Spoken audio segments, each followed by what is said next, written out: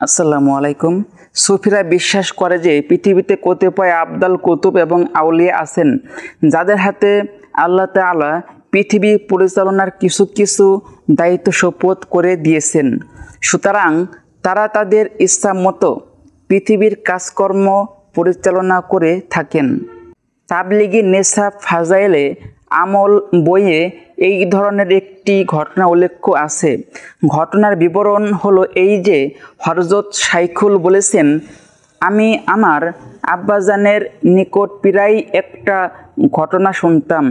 উহা এই যে জৈনিক ব্যক্তি বিশেষ কোনো প্রয়োজনে পানি পথে যাইতেছিল, পথিমধ্যে যমুনা নদী পড়িল। তাহার অবস্থা তখন এত ভয়ঙ্কর ছিল যে নৌকা চলাও মুশকিল ছিল। লোকটি পেরেশান হয়ে গেল।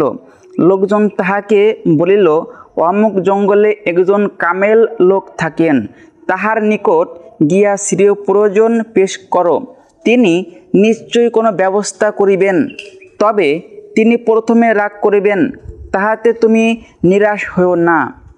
লোকটি তাহাদের কথায় জঙ্গলের মধ্যে গিয়া দেখিলেন সেই দরবেশ বাবা এবং তাহার বিবি বাচ্চাসহ একটি ঝুপড়ির মধ্যে বাস করিতেছে। সেই ব্যক্তি শ্রেয় প্রয়োজন ও যমুনার অবস্থা বর্ণনা করিল। দরবেশ প্রথমে অভ্যাস মোতাবেক রাগ করিয়া বলিল, আমার হাতে কি আছে, আমি কি করিতে পারি। লোকটি কান্নাকাটি করিয়া আপন সমস্যার কথা বলিল। তখন দরবেশ বাবা বলিল, যাও যমুনার কাছে গিয়া বলো, আমাকে ওই ব্যক্তি পাঠাইয়াছে, যে জীবনে কখনো কিছু খায় নাই এবং বিবির সহিত সহবাস করে নাই। শেষ পর্যন্ত লোকটি যমুনায় গিয়া দরবেশের কথা জানাইল। যমুনা তাহার কথা মতো শান্ত হইয়া গেল। সেই লোকটি পার হইয়া যাওয়ার পর যমুনা আবার ভীষণ আকার ধারণ করিল। দেখুন ফাজাইলে আমল 2য় খণ্ড পৃষ্ঠা নম্বর 162। প্রিয় পাঠকবৃন্দ, লক্ষ্য করুন, এটি এমন একটি বিশ্বাস যা মক্কার মুশরিকরাও পোষণ করত না।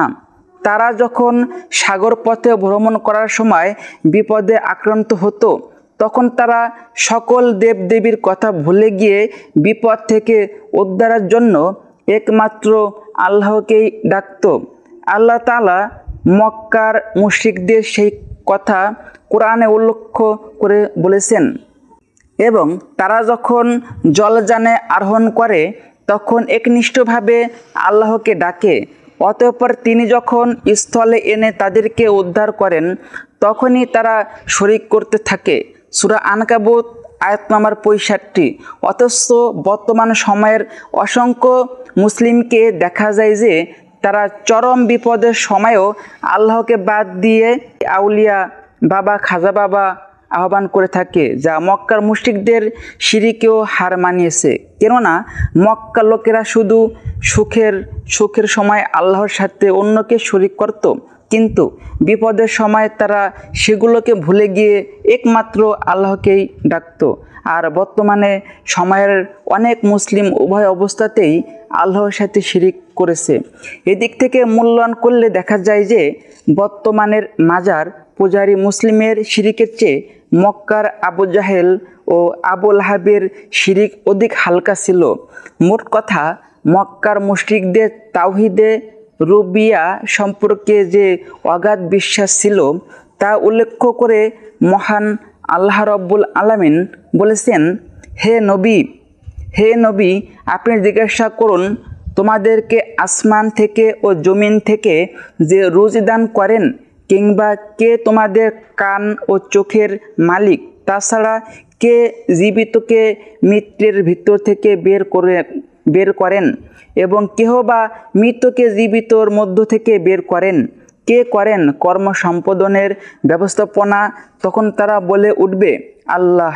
তখন তুমি বলো, তারপরেও ভয় করছে না? সূরা ইউনূস আয়াত নম্বর 31। তিনি আরও বলেছেন যে তিনি আকাশ থেকে পৃথিবী পর্যন্ত সমস্ত কর্ম পরিচালনা করেন। সূরা সাজদা আয়াত নম্বর 5। এখানে বিশেষভাবে স্মরণ রাখা দরকার যে গয়ফ অর্থ হচ্ছে ত্রাণকর্তা, এটি আল্লাহর গুণ। কোনো মানুষ গাউস হতে পারে না। ঢাকা শহরের মহাখালীতে মসজিদে গাউস আজম নামে বিশাল একটি মসজিদ রয়েছে। আমরা সকলেই জানি এখানে গাউস আজম কুতুবী দ্বারা বড় পীর আব্দুল কাদের জিলানীকে বোঝানো হয়েছে। আল গাউস আল আজম অর্থ হচ্ছে মহান ত্রাণকর্তা।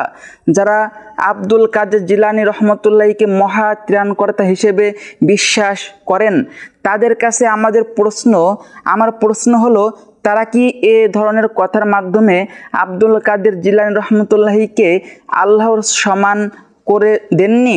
শুধু তাই নয়, সুফিদের একটি দল বিশ্বাস করে যে আব্দুল কাদের জিলানী নিজ হাতে লাওহে মাহফুজে নতুন করে বৃদ্ধি করতে বা তা থেকে কিছু কমানোরও অধিকার রাখেন। নাউজুবিল্লাহ। মহান আল্লাহ রাব্বুল আলামিন আমাদেরকে এই শয়তানের হাত থেকে বাঁচিয়ে রাখুন। আমিন।